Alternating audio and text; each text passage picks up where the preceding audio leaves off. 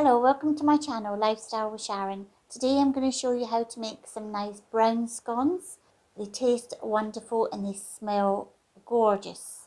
And if you haven't done so already, don't forget to subscribe, give it a thumbs up. So enjoy the video. They're delicious. They are delicious.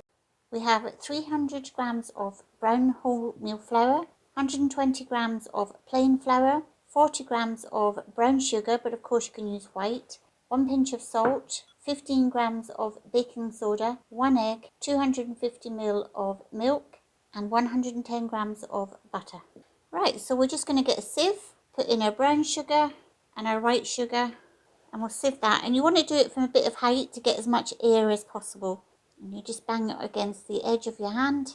So I've sieved a lot of this, but you will find that you'll get some little bits with the brown wholemeal flour, and that's okay. You can just pour that in afterwards. But the main thing is you've got some air into this as you sieve the rest of it. Into the flour, we're going to put our butter. Some people just put a whole blob of butter in at once, but I tend to put it into cubes.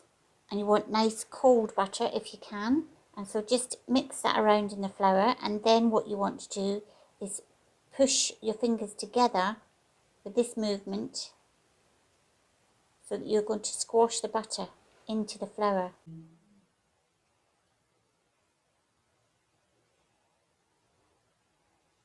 And again, if you want to bring your hands up a little bit, and that will help get some more air into this. Then you just want to add your salt, your baking powder and your sugar. And you just want to mix all the dry ingredients together with your hands. Now you can do this in a food processor, all this dry ingredients part, but I actually like the old-fashioned way of doing this with rubbing your fingers in it. Now for the wet ingredients, we're just going to put an egg into a bowl, whisk your egg, put most of your milk in, not all of it. You want to hold a bit back because depending on your flour is how much milk you'd have. So have a little bit left over.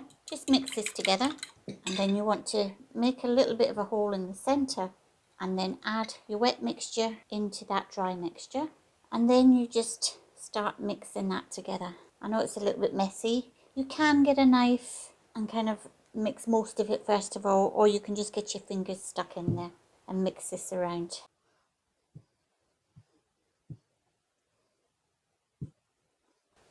So you can see it's starting to come together.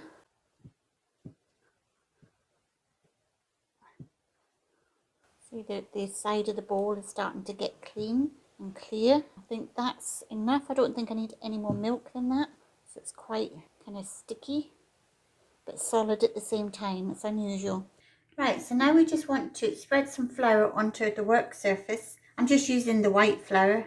Doesn't really matter. So we're just going to take this out now and put it onto our floured surface. And you don't want to knead it, but you just kind of want to make sure it's kind of bound together a little bit more, so it's a little bit more solid. And then you just flatten it. Don't put too much pressure on it, just a little bit, and kind of turn it around so it doesn't stick, and just gently press as you're rolling. And you want this about an inch thick. And then, as I said, make sure that your flour is on your cutter, and you want to press down. And then we just put this onto our tray. If you don't have a cutter, just use a cup. So with any excess that you've got left over, just bring it together again. So you've got another ball of your dough. And again, just flatten it down a bit and just gently roll. Don't forget to turn it, and then cut some more. Don't forget to put it into the flour every now and then, because then it comes out easily. As you saw, that came out very easily.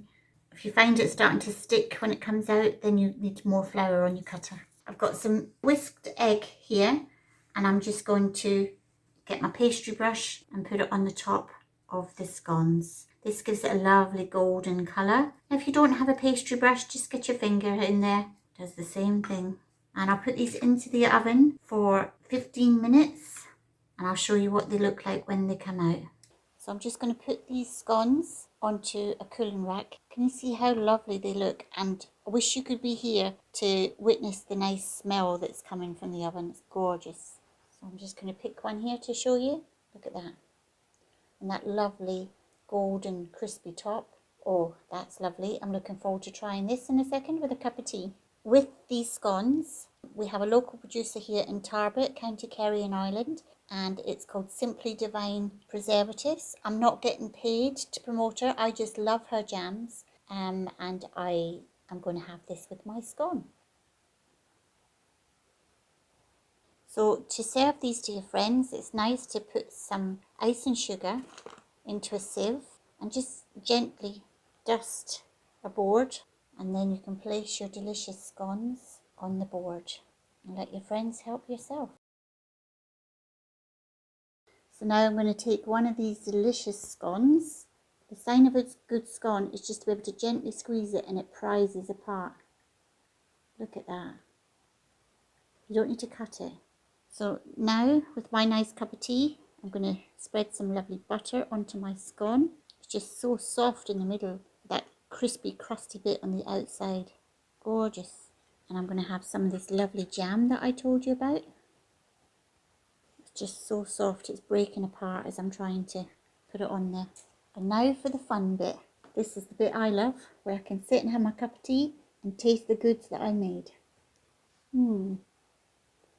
Yep, this is a lovely recipe, so I hope you enjoy baking yours. And don't forget, hit the thumbs up and say that you like the video, and subscribe if you haven't done so already.